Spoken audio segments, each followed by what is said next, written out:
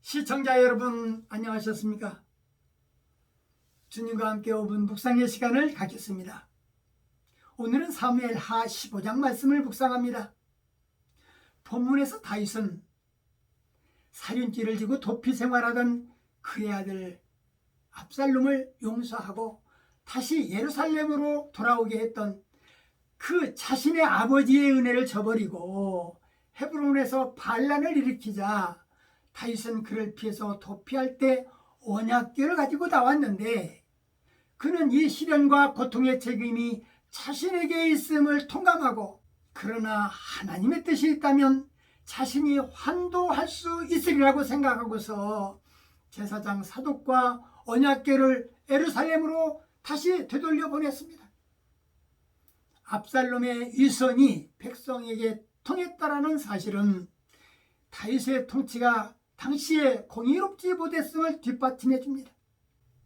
혁명이란 현 체제에 대해서 불만을 가진 자들에 의해서 이루어지는 법인데, 그 혁명의 성공을 위해서라면 민심을 장악하는 것이 급선무였던 것입니다. 본문 말씀 6절에 압살롬이 이스라엘 사람들의 마음을 훔쳤다고 했는데, 압살롬은 민심을 끌기 위해서 여러 가지 수단과 방법을 사용하였습니다. 그 배후에는 민중을 자기 통치하에 두고 속박하려는 야망이 깔려 있었습니다.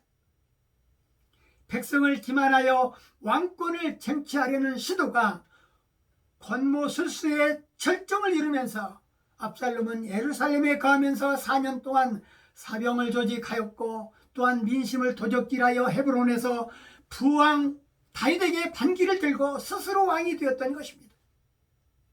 오랫동안 주도 면밀하게 이루어진 압살롬의 반역 거사는 처음에는 성공하는 것처럼 보였지만, 하나님이 압살롬 측에 가담하지 않으셨기에 결국 실패로 끝났습니다. 하나님이 함께 하시지 않으면 악인들의 거사는 바람에 날리는 것처럼 헛된 것입니다. 다윗과 그의 사람들은 예루살렘으로부터 도피하여 요단을 건너 마하나임으로 갔습니다. 압살롬과 그의 군대가 따라왔으나 마하나임에서 전열을 가다듬고 다윗은 에브라임 숲풀에서 그들과 싸워 크게 승리를 했던 것입니다. 결국 여기서 압살롬도 죽었습니다. 권력에 둔 자들은 자식과 아비도 모르는 것입니다. 압살롬의 반역과 그의 행실이 이를 증명하고 있습니다. 아들의 반역을 피해 달아나는 아비의 심정은 이루 말할 수 없었을 것입니다. 우리가 잊지 말 것은 다윗의 혈통은 하나님의 주권 안에서 하나님의 기름 부으심을 통해서 개성되어야 하는데, 압살롬은 인간의 술수와 방법을 통해서 왕이 되었으니 이는 하나님께서 인정하지 않으신 방법이었습니다. 오늘 말씀을 묵상하면서 압살롬의 반역으로 다윗이 궁을 버리고 광야로 도피하고 있을 때에 이스라엘의 많은 백성은 재난을 당한 다윗을 저버리지 않았습니다.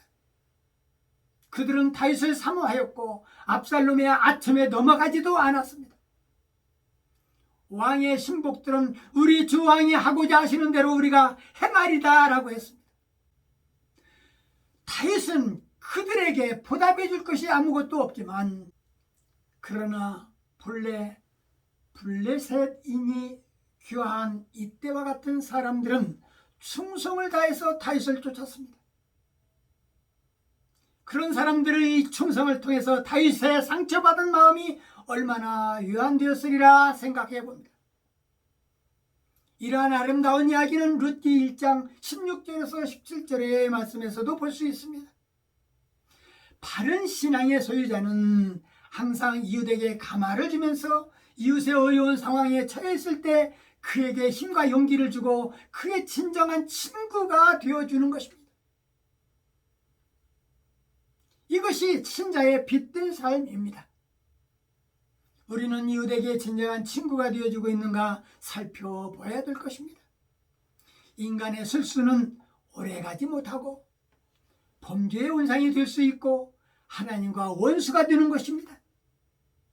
인간의 모략과 계략은 쉽게 무너진다는 사실을 오늘 본문 말씀 통해서 저나 여러분들은 깨달았을 것입니다. 그곳에는 정의가 없고 부정과 부패와 갈등만 있다는 사실을 잊지 않도록 해야 할 것입니다. 오늘 말씀 여기까지입니다. 시청해 주셔서 대단히 감사합니다. 안녕히 계십시오. 내일 다시 뵙겠습니다.